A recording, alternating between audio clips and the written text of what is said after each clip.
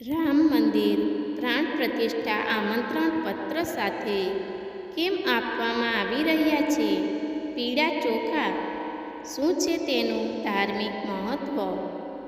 22મી જાન્યુઆરીએ અયોધ્યામાં રામ મંદિરમાં રામલલ્લાની પ્રાણ પ્રતિષ્ઠા થવાની છે. ત્યારે રામ મહોત્સવમાં યોજાનાર ભવ્ય કાર્યક્રમમાં આમંત્રિત કરવા માટે રામ ભક્તોના સમૂહ ઘરે ઘરે પહોંચી રહ્યા છે. દરેકને પીળા ચોખા સાથે આમંત્રણ પત્ર આપવામાં આવી રહ્યું છે, જેથી દરેક વ્યક્તિ આ શુભ દિવસનો ભાગ બની શકે. 22મી જાન્યુઆરીએ રામલલ્લાની પ્રાણ પ્રતિષ્ઠા થવાની છે. ત્યારે રામ મહોત્સવમાં યોજાનાર ભવ્ય કાર્યક્રમમાં આમંત્રિત કરવા માટે રામ ભક્તોના સમૂહ ઘરે ઘરે પહોંચી રહ્યા છે. દરેકને પીળા ચોખા સાથે આમંત્રણ પત્ર આપવામાં આવી રહ્યું છે, જેથી દરેક વ્યક્તિ શુભ દિવસનો ભાગ બની શકે. દેશભરમાં વિવિધ સ્થળોએ કળશ યાત્રાનું આયોજન કરવામાં આવી રહ્યું છે, જેમાં હજારો રામ ભક્તો જોડાઈ રહ્યા છે. કળશ યાત્રાની સાથે ભગવાન રામના સ્વાગત માટે રામ ભક્તો દ્વારા હનુમાન ચાલીસાના પાઠ પણ કરવામાં આવી રહ્યા છે.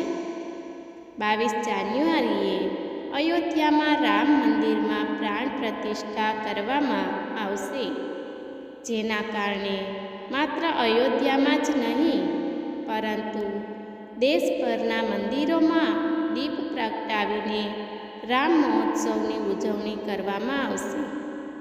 આ સાથે મંદિરોમાં સુંદરકાંડ અને અખંડ રામાયણના પાઠ પણ કરવામાં આવશે. પીળા ચોખાનું ધાર્મિક મહત્ત્વ. ધાર્મિક માન્યતાઓ અનુસાર ચોખાનો ઉપયોગ કોઈપણ ધાર્મિક વિધિમાં ચોક્કસપણે થાય છે. હિન્દુ ધર્મમાં જ્યારે ધાર્મિક કાર્યો દરમિયાન તિલક લગાવવામાં આવે છે, ત્યારે તેમાં ચોખા પણ લગાવવામાં આવે છે. એવું કહેવાય છે કે પીળા ચોખાનો ઉપયોગ કરવાથી દેવી દેવતાઓ જલ્દી પ્રસન્ન થાય છે.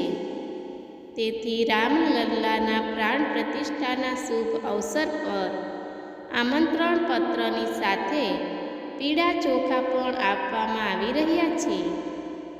એવું માનવામાં આવે છે કે પીળા ચોખા કોઈ પણ શુભ કાર્યમાં ચોક્કસપણે સફળતા લાવે છે. તેથી રામલલ્લાના પ્રાણ પ્રતિષ્ઠાના શુભ અવસર પર અક્ષત એટલે કે પીળા ચોખાનો ઉપયોગ કરવામાં આવે છે. આમંત્રણ પત્રમાં શું લખ્યું છે?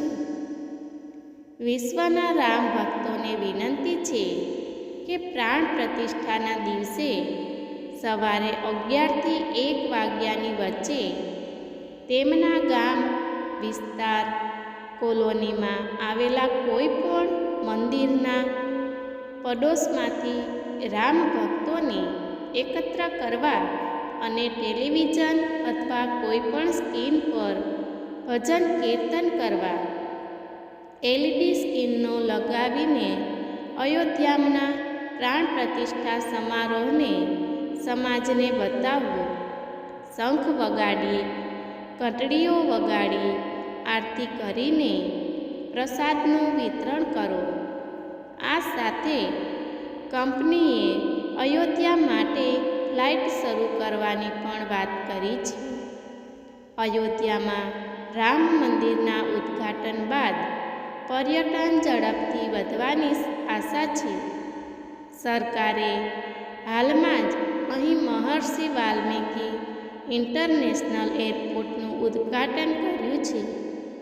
હાલમાં માત્ર એર ઇન્ડિયા અને ઇન્ડિગો જ અયોધ્યાથી ફ્લાઇટ સેવાઓ પૂરી પાડી રહી છે. અમારો વિડીયો પસંદ આવે તો લાઈક, શેર, સબસ્ક્રાઈબ કરવાનું ભૂલશો નહીં. ધન્યવાદ. મિત્રો